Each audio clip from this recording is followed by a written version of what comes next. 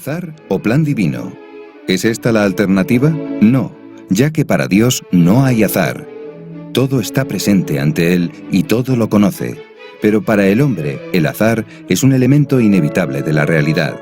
Azar y plan divino coexisten.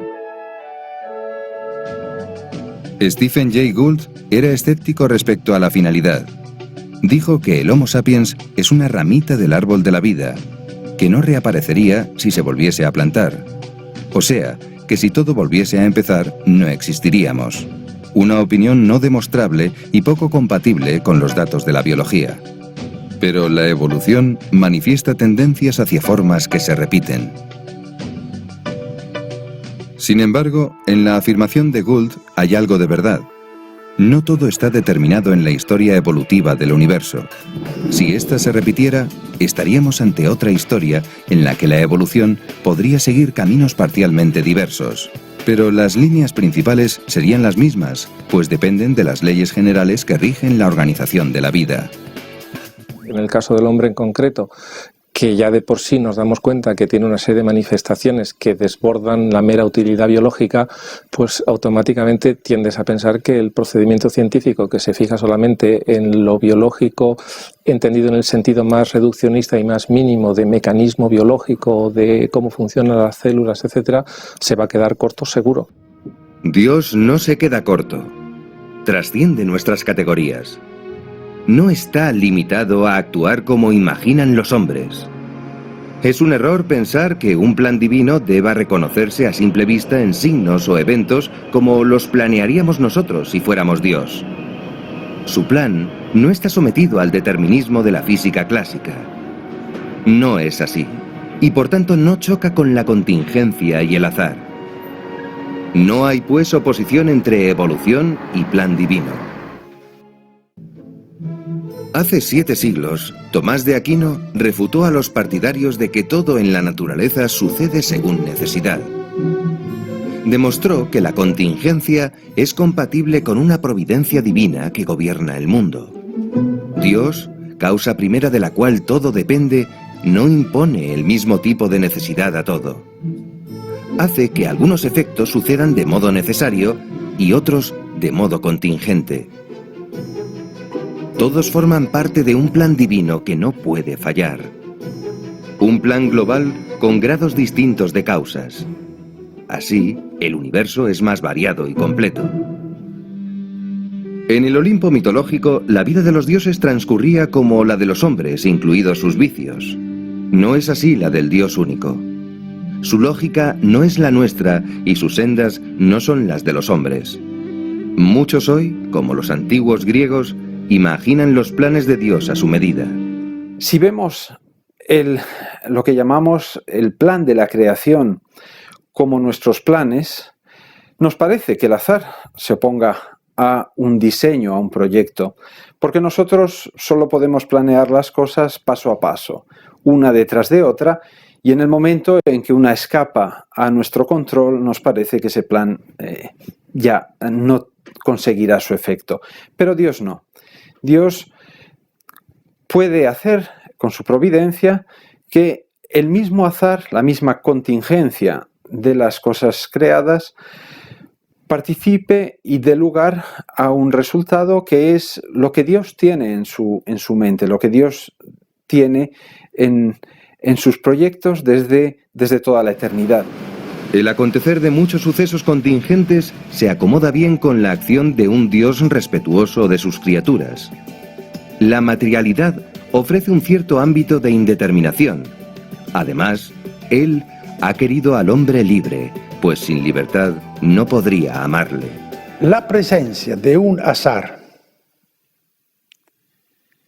me parece indispensable si en el mundo que Dios ha creado tenemos que salvar un espacio para la libertad humana.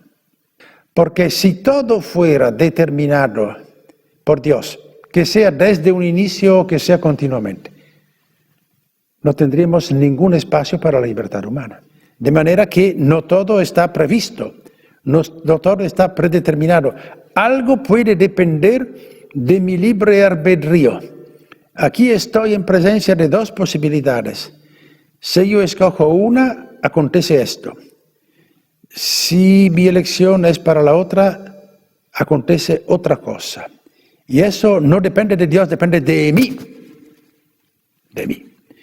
Claro, que luego Dios puede arreglar las cosas. Tú hiciste, bueno, dentro de la sabiduría divina, también tu elección libre, totalmente libre, cabe dentro del diseño. Si no hubiese azar, quiere decir que todo estaría predeterminado. Lo que yo estoy hablando ahora estaría predeterminado ya desde el Big Bang. Y yo pretendo que no es así. Yo pretendo que ahora les estoy contando algo original de lo que yo puedo considerarme el autor. Dios guía la historia teniendo en cuenta nuestra libertad, dejando que actuemos libremente y, sin embargo, los fines que Él ha previsto se producirán al final. Del mismo modo, Dios guía la creación y crea el mundo utilizando y teniendo en cuenta el azar, las variaciones aleatorias que se dan a nivel físico, químico y biológico. Esas variaciones no se oponen al plan divino. Esas variaciones son precisamente el medio con el que Dios cuenta para crear el mundo, para que el mundo alcance el fin que Él le ha propuesto. El azar es como el juego que Dios deja en el mundo, en el mecanismo del mundo, para que no sea extremadamente rígido y permita movimientos libres. Y el azar hay que verlo sobre todo en su aspecto positivo de que es lo que permite un mundo en el que hay libertad. La libertad humana es parte principal del plan divino. Con ella, el hombre contribuye a forjar el destino del universo. Yo no pienso que el hombre esté aquí para contemplar el resto de la creación. No pienso que el fin del hombre sea observar cómo van las cosas por su cuenta, porque ahí está Dios que provee. La grandeza del ser humano consiste en su capacidad de poder participar activamente en el plan de la creación. Estoy convencido de que el destino de esta creación, es decir, lo que va a suceder, depende en gran parte también de lo que el hombre haga o no haga. En ciertos casos, el azar puede ser un modo púdico de cubrir nuestra ignorancia. La materia ofrece siempre posibilidades de contingencia que a nosotros se nos escapan, pero no a la sabiduría de Dios. Yo diría que el azar más bien significa un hueco de conocimiento. Aquello que los científicos no pueden de alguna manera prever, no pueden determinar, lo rellenan, lo suplen utilizando la noción de azar. El azar simplemente es aquello que no somos capaces de prever, que no somos capaces de determinar. Por lo tanto, yo no diría que la libertad es azar o que la providencia divina es azar, sino que el azar marca, por decirlo así, uno de los límites de la ciencia y más allá de esos límites, por supuesto que puede haber cosas que la ciencia nunca podrá alcanzar y entre esas cosas puede estar perfectamente la libertad o la providencia divina. Muchas veces lo que nosotros llamamos azar, después descubrimos que se trata de leyes que todavía no conocíamos. No podemos decir en este momento qué es lo que descubriremos dentro de 50, 100 o 200 años. También muchos científicos darwinistas ven compatible evolución y plan divino. Uno de ellos es el célebre genetista Dobzhansky. Fue uno de los autores de la síntesis moderna del darwinismo. Pero Dobzhansky dice claramente: yo soy un cristiano, y esto es importante porque así libera un poco la idea de que el darwinista deba ser necesariamente ateo.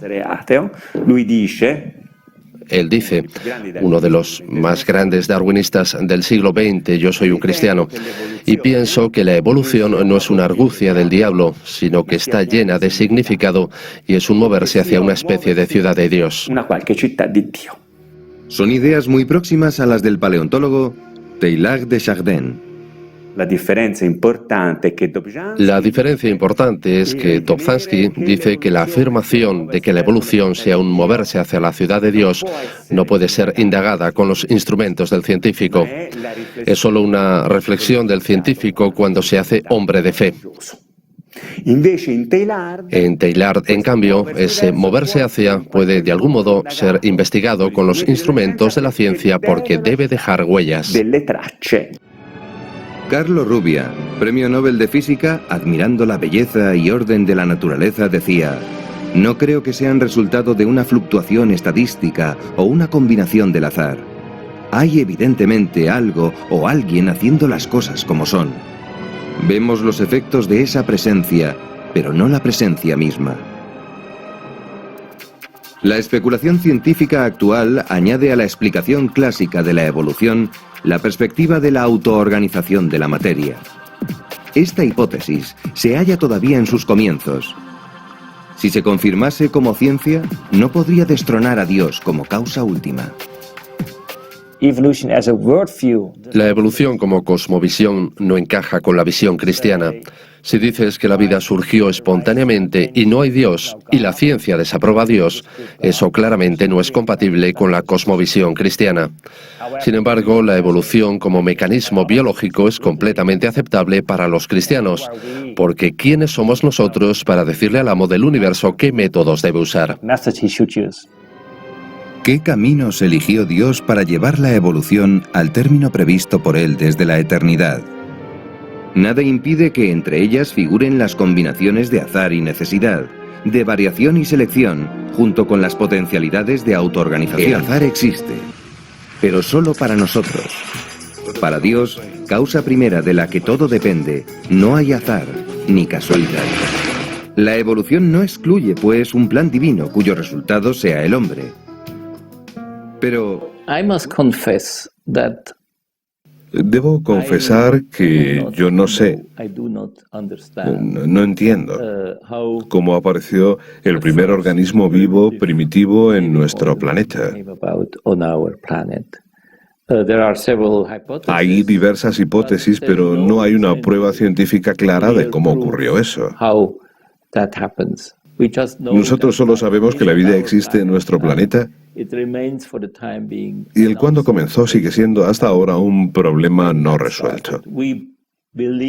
Nosotros creemos que debió haber empezado hace unos 4.000 millones de años, pero no sabemos cómo.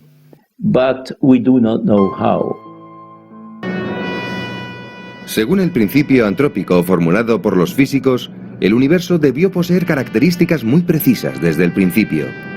Debieron hacer posible la formación de partículas capaces de formar átomos.